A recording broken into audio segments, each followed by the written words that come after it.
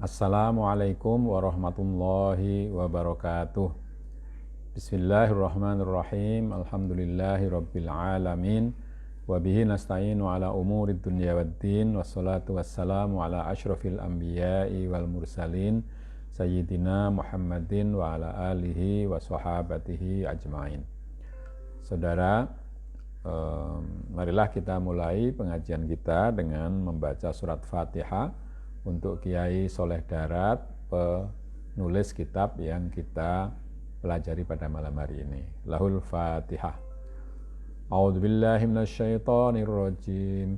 Bismillahirrahmanirrahim. Alhamdulillahi rabbil alamin. Ar-Rahmanir-Rahim. Maliki yaumiddin. Iyyaka na'budu wa iyyaka nasta'in. Ihdinas siratal mustaqim, siratal ladzina an'amta 'alaihim ghairil maghdubi 'alaihim waladdallin. Amin. Saudara, kemarin kita sudah membaca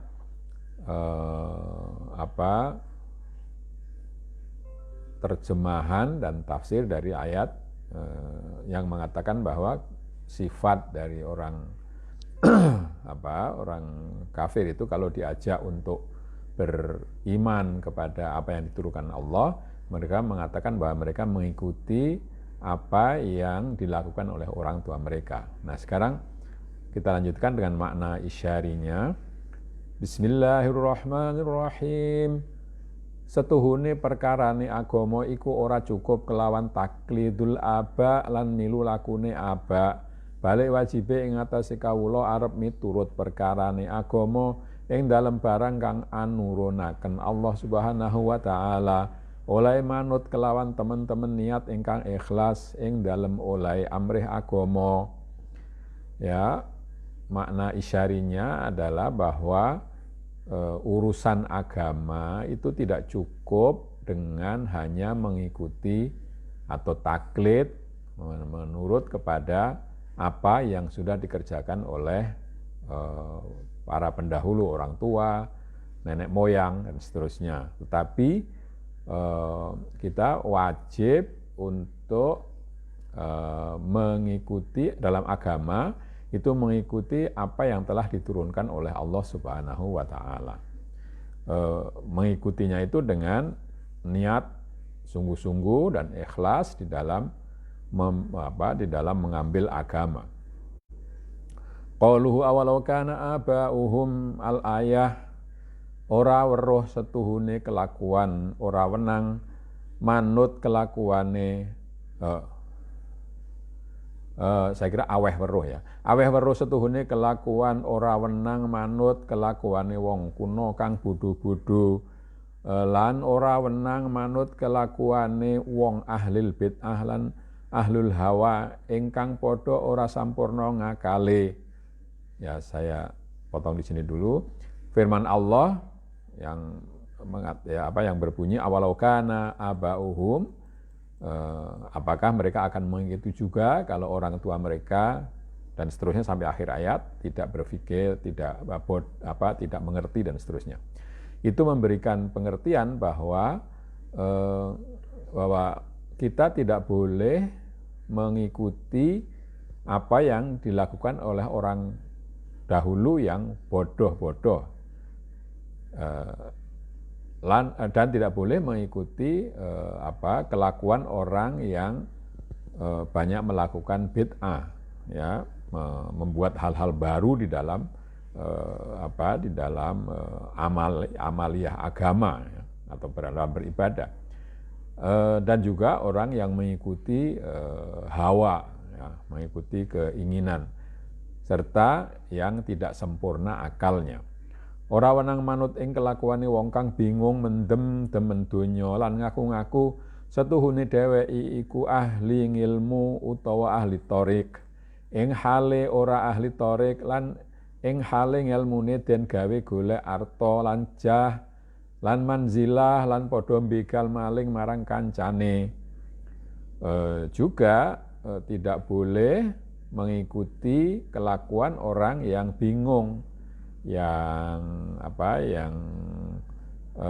hilang akal ya, yang mabok ya, serta mencintai dunia dan ngaku bahwa dirinya itu adalah ahli ilmu, orang yang punya ilmu atau ahli tarekat, padahal sesungguhnya bukan. Dan ilmunya itu dipakai untuk mencari harta serta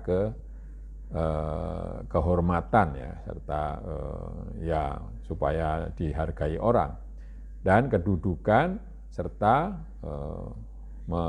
merampas dan mencuri milik orang lain-lainnya. Jadi ilmunya dipakai untuk ngakali orang, mungkin begitu. Yang seperti itu tidak boleh diikuti. Jadi maksudnya ini bahwa orang yang ilmu pengetahuan keagamaannya itu dipakai untuk mencari harta, mencari kedudukan, dan seterusnya, itu tidak semestinya diikuti ya. Kalau ada pertanyaan, lalu bagaimana dengan seorang guru agama? Dia akan mencari ilmu dengan mencari nafkah dengan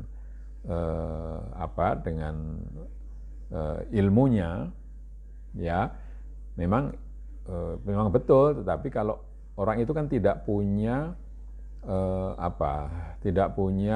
penghasilan lain selain memberi nafkah, memberikan petunjuk, memberikan pengajaran kepada orang-orang dalam bidang ilmu agama. Itu tidak termasuk dalam menggunakan ilmunya untuk mencari harta. Menggunakan ilmunya untuk mencari harta itu memang pengetahuan keagamaannya itu dipakai atau dipakai sebagai modal untuk mencari kedudukan, mencari agama, mencari harta, mencari kekayaan dan seterusnya. Jadi dengan cara ya mungkin memperdaya orang dengan ilmu agamanya. Tapi kalau seperti dulu di awal pengajian ini sudah dibicarakan tentang bolehkah orang mengajarkan Al-Qur'an dan mendapat imbalan. Ya, karena membaca Qur'annya itu sebuah keterampilan yang untuk belajar itu orang perlu dituntun dan seterusnya, maka itu bukan termasuk yang menggunakan ilmunya untuk mencari harta. Lain halnya kalau misalnya orang dengan cara memperdaya orang seperti yang dilakukan orang di Jawa Timur itu kemarin siapa, Dimas Kanjeng, siapa namanya saya lupa, yang mengambil uang orang untuk digandakan padahal dia tidak punya tidak mungkin ya, sebenarnya itu tidak mungkin, tapi karena atas nama agama lalu orang terpedaya, itu yang tidak boleh. Tapi kalau mengajari orang keterampilan tertentu yang kita juga mencarinya itu dengan upaya yang halal juga, dan mengajarkannya itu dengan cara yang tidak ada memperdayakan orang dan seterusnya, itu boleh saja seperti itu. Itu yang dulu sudah kita bicarakan. Qala ta'ala fi ba'dil kutubil munazzalah la tas'alanna an alimin qad askarahu hubbud dunya fa ulaika qutta'ut tariqi ala ibadi wa la yahtaduna bi tariqil haqq. Allah berfirman dalam salah satu kitab yang diturunkan, tidak disebutkan di sini kitab apa. Janganlah kau belajar kepada orang pinter, orang alim yang telah dibuat mabuk oleh kecintaan kepada dunia. Karena orang seperti itu pada dasarnya adalah perampok hamba-hambaku, dan dan hamba-hamba itu tidak akan memperoleh jalan kepada kebenaran dengan belajar kepada orang seperti itu. Ya. Mongko wong kang wenang den nut utawa wajib den nut iku arep ana wong iku netepi ala thariqi mustaqim lan ngerti suluku thariq kelawan ijazatul mursyidinil hakiki. Orang yang boleh diikuti atau bahkan wajib diikuti itu adalah orang yang dengan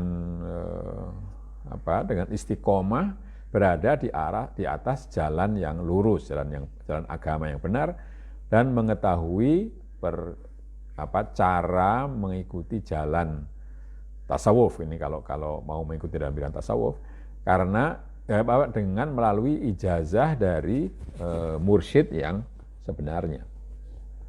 Ora kok ngaku dadi guru bloko kelawan dedalan warisan saking luhur-luhure ing hale ora oleh ijazah saking mursyidul kamil. Kaya golibe iki zaman pira-pira wong kang padha ngaku-ngaku guru ing hale ora ahlil masyikha ifsaduhum aktaru minal islah. Juga tidak mengikuti orang yang mengaku-ngaku menjadi guru, mengaku-ngaku saja sebagai guru karena orang tuanya juga dulu guru, ya, karena jalan warisan dari orang tua-tuanya, padahal dia tidak mendapatkan ijazah dari mursyid yang sempurna seperti kebanyakan terjadi pada zaman ini. Ya, ini akhir abad 19, sekarang kelihatannya masih ada juga. Banyak orang yang mengaku sebagai guru, padahal dia bukan atau tidak mempunyai kecakapan untuk menjadi syekh, menjadi guru. Maka orang seperti ini lebih banyak merusak daripada memperbaiki.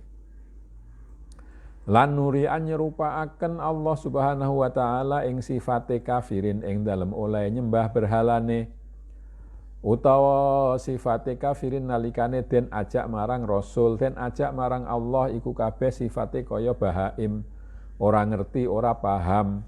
Qala ta'ala kaya-kaya setuhune nabi iku matur marang Allah, ya Rabbi punapa kok dados boten purun iman menungso ahli Makkah ing hale sampun wonten barohin lan ing hale sampun ngerti kalamal Arab. Moko jawab Allah Subhanahu wa taala, faqala ta'ala wa mathalul ladzina kafaru kamathalil ladzina yaqu bima la yasma'u illa du'a wa nidaa summum bukun umyum fahum la ya'qilun. Kemudian Allah menyerupakan sifat orang kafir yang menyembah berhalanya, atau sifat orang kafir ketika diajak oleh Rasul, diajak untuk menyembah Allah, itu sifatnya seperti binatang ternak yang tidak mengerti dan tidak paham. Allah berfirman seakan-akan bahwa Nabi itu mengadu kepada Allah, wahai Allah, kenapa mereka itu tidak mau beriman, manusia ahlu Mekah itu tidak mau beriman, padahal sudah didatangkan kepada mereka berbagai bukti, berbagai burhan, ya. Dan mereka ngerti bahasa Arab, maka dijawab oleh Allah dengan ayat yang tadi sudah saya bacakan. Artinya, utawi sifate wong kang padha kafirin lan sifate wong kang ngajak marang thoriqil huda lan iya iku Rasulullah sallallahu alaihi wasallam iku kaya umpamane suarane wong kang nyaturi wedhus kelawan swara caturan cara menungso, kelawan swara ingkang ora rinungu marang wedhus angin pangundang-undang lan swara ingkang ora ngerti karepe. Perumpamaan orang kafir dan orang yang mengajak ke jalan kebenaran. Jadi di satu pihak orang kafir, satu pihak orang yang mengajak kebenaran, yaitu Rasulullah, itu seperti suara dari orang yang berbicara kepada kambing dengan suara dengan bahasa manusia. Jadi bahasa manusia itu ketika disampaikan kepada kambing, ya kambingnya tidak mengerti apa-apa, tidak mengerti maksud dari pembicaraan manusia. Jadi Nabi ketika mengajak orang-orang kafir Mekah itu seperti manusia yang mengajak bicara kepada kambing, artinya tidak mengerti yang diajak ngomong itu. Maksudnya tegese utawi Kanjeng Nabi sallallahu alaihi wasallam iku kaya-kaya wong kang angon wedhus, utawi menungso kang kapesti kafir iku misale kaya wedhus. Ora ngerti pituture ingkang angon carane menungso. Mongko iya kafir kabeh iku padha budheg bisu picak ingkang ora ngerti pituture babar pisan. Jadi Nabi Muhammad SAW itu seakan-akan penggembala kambing, sedangkan orang kafir yang memang tidak bisa beriman itu seperti kambingnya. Jadi kambing itu ketika diberi peringatan oleh penggembala dengan bahasa manusia, maka ya tidak mengerti. Mereka itu seperti orang yang tuli, bisu dan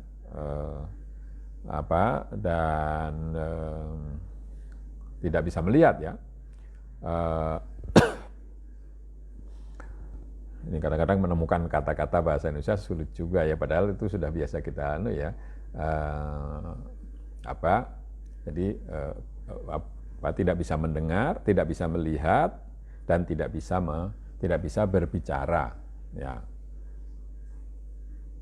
Ya, bisu, tuli, dan buta. Ya, tadi saya mau mencari kata buta kok sulit sekali. Yang tidak mengerti nasihat sama sekali. Wakila artine setuhune sifate kafir kabeh ing dalem oleh padha nyembah ing berhalane iku kaya sifate menungso angon wedhuse den abani cara menungso mongko yekti ora ngerti. Semono uga menungso nyembah berhala lan nuwun tulung ing berhala ing hale berhalane ora ngerti. Orang rungu, orang ngucap budheg picak, ora ana angin amung kangelan bloko lan dadi aweh weruh yen wong iku banget temen bodhone kok ngajak caturan marang watu lan nuwun tulung marang watu, mongko ora ana mangkono iku kejaba saking ora duwene ngakal babar pisan. Ada juga yang mengatakan bahwa maksud dari ayat itu adalah bahwa sifat orang kafir semua di dalam hal mereka itu menyembah berhala itu seperti manusia yang yang menggembala kambing. Kambing itu diberi aba-aba dengan bahasa manusia pasti tidak mengerti. Dia mengertinya kalau misalnya dengan bahasa yang dimengerti kambing ya, dengan pentungan atau dengan dengan membawa anjing atau apa, itu bisa ngerti. Demikian juga manusia yang menyembah berhala, dia minta pertolongan kepada berhala, padahal berhala itu tidak mengerti, tidak mendengar, tidak bisa berbicara, tuli dan buta.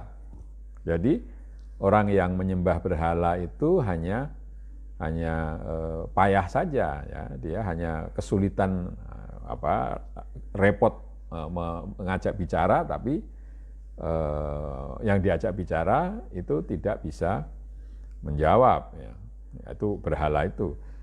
Jadi yang kelihatan kemudian adalah bahwa orang itu sangat bodoh. Kenapa minta tolong berdoa kepada batu atau mengajak bicara kepada batu? Maka yang demikian itu karena orang tadi tidak bisa berpikir sama sekali ya, tidak mau berpikir. Kalau berpikir mestinya ya berhala itu tidak disembah karena tidak bisa memberikan jawaban atau memberikan apa yang diminta oleh orang yang berdoa. Makna al-isyari setuhune misale kafirin nalika ing dalem ngalamul arwah, nalika ngrungu khitabil haq bikaulihi alastu birabbikum iku misale kaya suarane wong kang angon nyuwara kelawan swara ingkang ora rinungu angin namung pangundang ingkang ora ngerti. Krana arwahul kafirin iku ing dalem saful akhir, krana arwah kabeh iku patang saf, ingkang saf awal anbiya, ingkang sof sani aulia, ingkang sof salis al-mu'minun, ingkang sof robi kafirun. Makna isyarinya sesungguhnya perumpamaan orang kafir ketika di alam roh ya, ketika mendengar firman Allah alastu birabbikum itu perumpamannya seperti orang yang menggembala dengan suara yang tidak bisa didengar kecuali oleh yang didengar oleh orang yang tidak mengerti. Karena kenapa tidak mengerti? Karena roh kafirun, orangnya orang kafir itu di barisan yang paling belakang. Ya.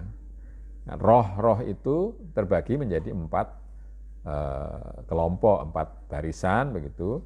Yang pertama, baris pertama adalah para nabi, yang kedua para wali, yang ketiga orang-orang mukmin, sedangkan yang kafir itu yang paling belakang. Mongko nuli den mukhotobi kelawan pangandika alastu birabbikum. Kemudian diberi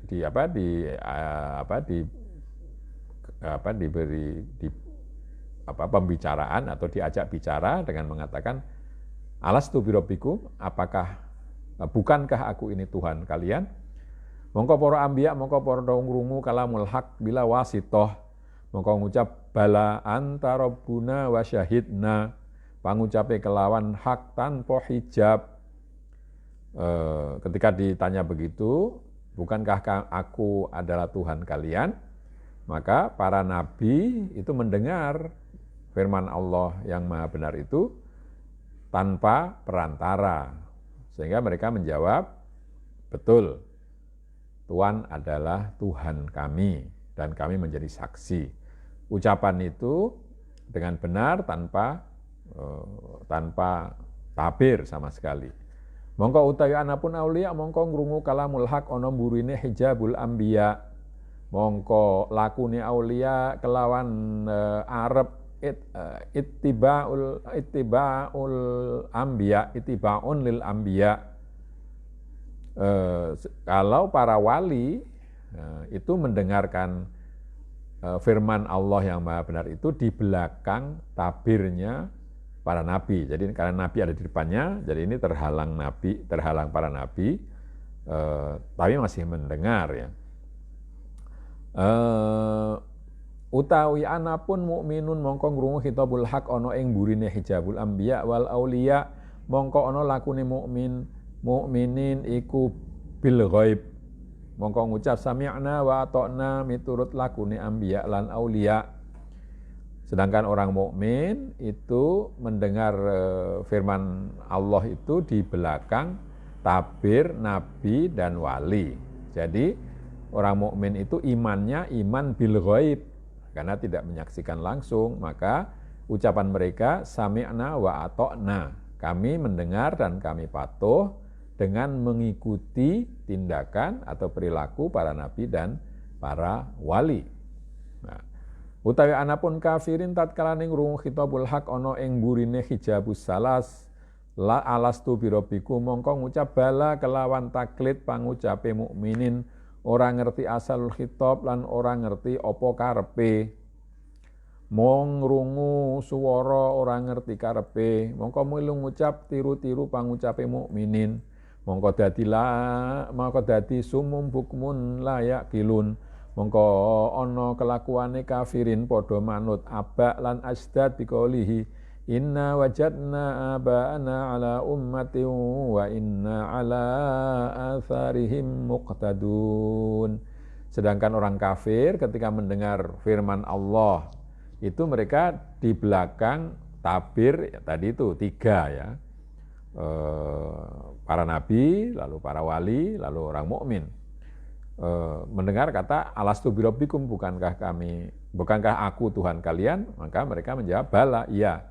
Tetapi dalanya itu mengatakan ya itu hanya dengan taklid, mengikut ucapan dari orang mukmin tanpa mengerti asal khitab, tanpa mengerti ujung pangkal dari firman itu, dan tidak mengerti apa maksudnya, hanya mendengar suara yang tidak mengerti, lalu hanya mengikuti meniru-niru saja ucapan orang mukmin. Karena itu mereka menjadi summum bukmun ya, tuli dan tuli dan bisu dan tidak berpikir. Jadi orang kafir itu mengikuti saja nenek moyang dengan sebagaimana dikatakan oleh firman Allah, dikatakan dalam Al-Qur'an, kami mendapati bapak-bapak kami ada dalam satu tradisi ya, satu agama, maka kami mengikuti kebiasaan mereka. Jadi tidak menggunakan pengetahuan atau pikiran mereka. Mongko tatkalane den jodohaken arwahul kafirin kelawan jasade, mongko dadi buta arwah sabab budake hawasul khams lan sabab kuwatun nafsaniyah lan dadi peteng arwah kelawan sabab sifate hayawaniyah lan dadi hasil ron, tegese irenge ati sabab tamattu'il bahimiyah lan sabab harakatus sabu'iyah lan sabab akhlaqus syaitoniyah lan ladzatul jasmaniyah, mongko dadi ana arwah iku budek, picek lan bisu. Ketika ini kan tadi kan cerita di alam arwah, di alam arwahnya orang-orang kafir itu di baris terakhir. Maka lalu ketika di dunia, melahir ke dunia, roh itu ketemu dengan jasadnya orang kafir, maka jadilah roh itu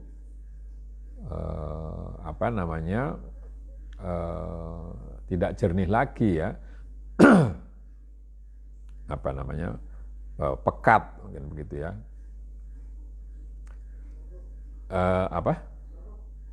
keruh ya, keruh. Jadi roh itu keruh karena kekeruhan dari panca indera. Jadi roh itu asalnya tadinya bersih, suci, masuk ke dalam badan, lalu menjadi keruh, menjadi pekat ya. Dan karena kekuatan nafsu, serta lalu menjadi gelap. Roh itu sebab sifat-sifat hayawaniyah. Jadi yang menyebabkan roh itu dasarnya tadinya memang tadi pendengarannya terhadap firman Allah itu tidak begitu baik, lalu ketemu dengan badan ya, yang punya kekuatan nafsu dan mempunyai sifat kehewanan, maka lalu menjadi gelap, menjadi keruh dan gelap. Lalu terjadilah apa yang dalam bahasa Arab disebut ron ya. Maksudnya adalah hitamnya hati karena menikmati nafsu kebinatangan, nafsu ternak, dan karena gerakan-gerakan binatang buas dan perilaku setan serta kelazatan jasmani. Ya, jadi menjadi itu yang disebut ron, penutup ya, yang membuat hati itu tidak bisa melihat yang bagus ya. Karena itu lalu roh itu menjadi tuli, buta dan bisu karena adanya ron tadi itu penutup ya, pembungkus mungkin begitu. Mongko tatkalane wujud ana ing dalem alam syahadah ngrungu dakwatul anbiya wa dakwatur rusul, picak budek ora weruh lan ora ngrungu krana rohanine wis budek kelawan kang wis tinutur, mongko mahrum saking hasil anwarur rabbaniyah, fahum summum bukmun umyum fahum la yaqilun. Jadi ketika sudah di alam dunia ini, alam syahadah, maka ketika mendengar dakwahnya para nabi, para rasul, maka mereka itu tidak bisa melihat ya, menjadi buta, tuli dan tidak tahu serta tidak mendengar. Karena rohaninya itu sudah keruh karena apa yang sudah disebutkan di atas. Ya. Maka terhalanglah orang seperti itu dari memperoleh cahaya ketuhanan. Jadi mereka tadi sumum bukmun itu tuli, bisu, dan buta, tidak berakal, tidak bisa berpikir. Mongko nalikane ngrungu suarane Rasul utawa suarane Quran, mongko kaya wedhus ngrungu caturane menungso, utawa kaya kebo sapi ngrungu wong kang maca surat.